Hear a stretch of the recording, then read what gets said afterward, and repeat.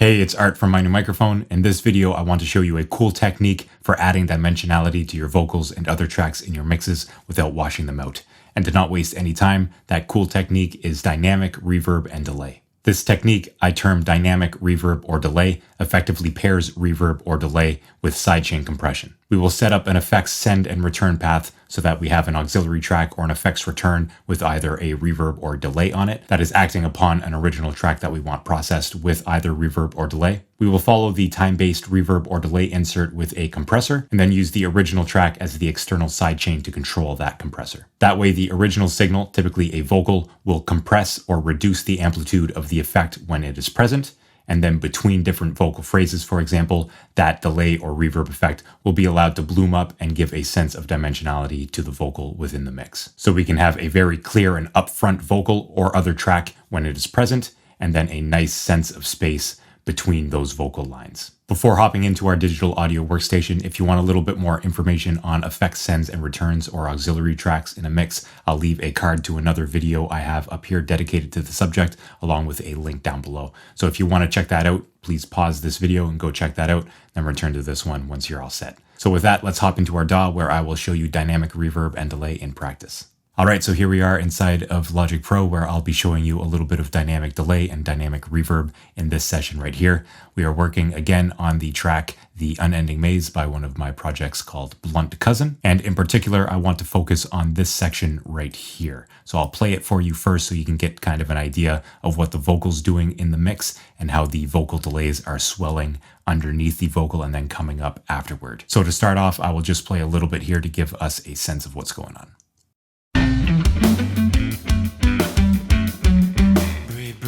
The gods for a minute. Ask them what are the odds that they've written. All right, so that's what we are working with. What I'm going to do is I will solo these instruments out along with my voice, and I'll come back quickly so we can hear just what the vocal is doing in this instance. Break bread with the gods for a minute. Ask them what are the odds that they've written. All right, and looking at the effects returns right here, we have Art singing right here. This is one of my vocals, and this is a little bit convoluted, but I'll go through it quickly here with you. So this vocal right here is being sent to bus 17. Bus 17 is over here. It is one of my vocal buses. So that vocal's coming in here. It's being affected by this EQ, compression, and saturation. And then it's being sent out here to bus 23 and 24 and being outputted to bus 10, which is the master vocal bus right here. But 23 and 24, if we go back over here, is right here and right here. We can see 23 and 24 right here. So the routing is a little bit convoluted here, but it could be the same as me setting up bus 23 and bus 24 directly from here. Of course, here we are not going through the bus processing of the vocal bus over here or the master vocal bus, but because this is the vocal track that is present in this section of the song, it's kind of the same thing as just sending it directly here. So I just wanted to go over that. That's how the mix was done originally, and I didn't want to mess with it too much for this example. So moving on, we can assume that the routing is similar to this right here, with this track being routed ultimately to these effects returns right here. And what happens is this signal comes in, it hits these two channels, which both have an EQ on them. This one has quite a high pass, and this one is a little bit lower. And then it passes through a tape delay on each. Both of these are set a bit differently from one another. We have a half note delay on this one with a feedback of 25, and we have a whole note delay on the other with a feedback of 22. We also have some inherent low cut and high cutting going on in both of these plugins right here. The wet is only at 30%. It could be at 100%. So long as the dry is at 0, I can make up the difference with these faders down here. So that's what's going on in the delays right here. And then, of course, to make it dynamic, we have these compressors here. And what's going on here is a little bit easier to understand. We have our side chains right here.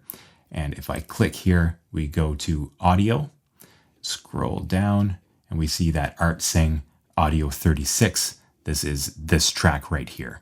So audio 36 is this one right here. And we have this same channel being sent to both of these compressors as the external sidechain signal.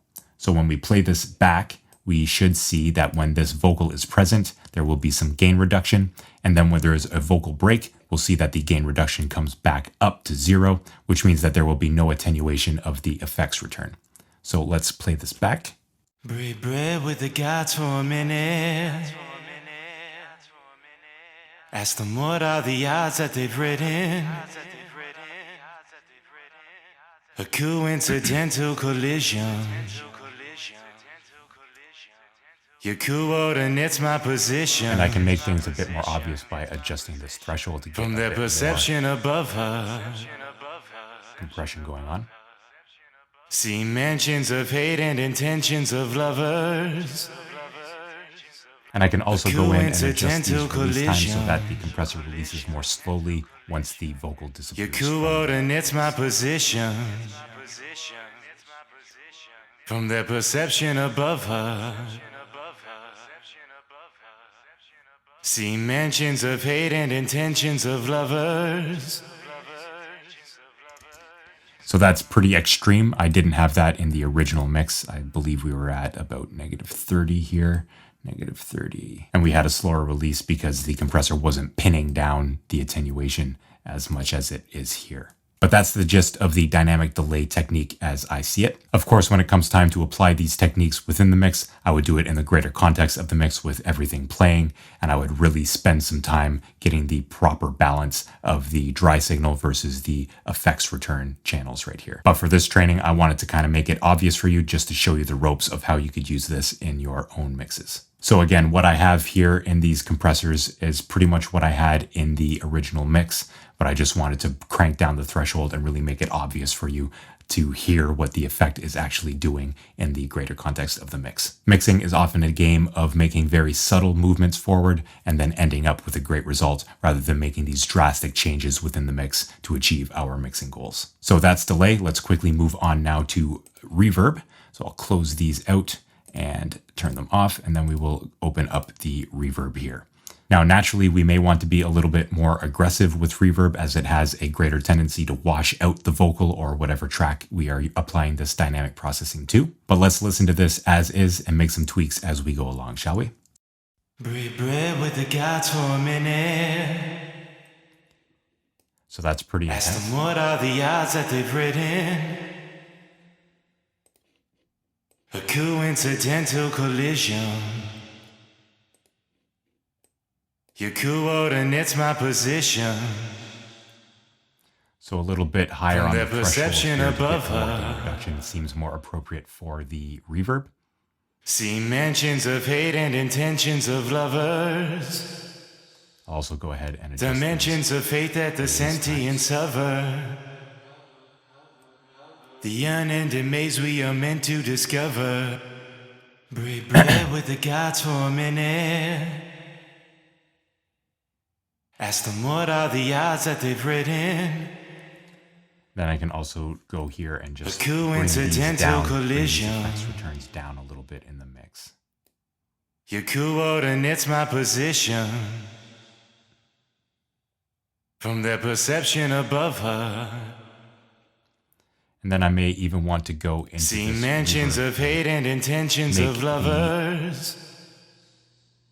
Dimensions of faith at the and sentience make of the her. decay a little bit longer so that it maintains the The reverb unending maze we between are meant the to breaks. discover.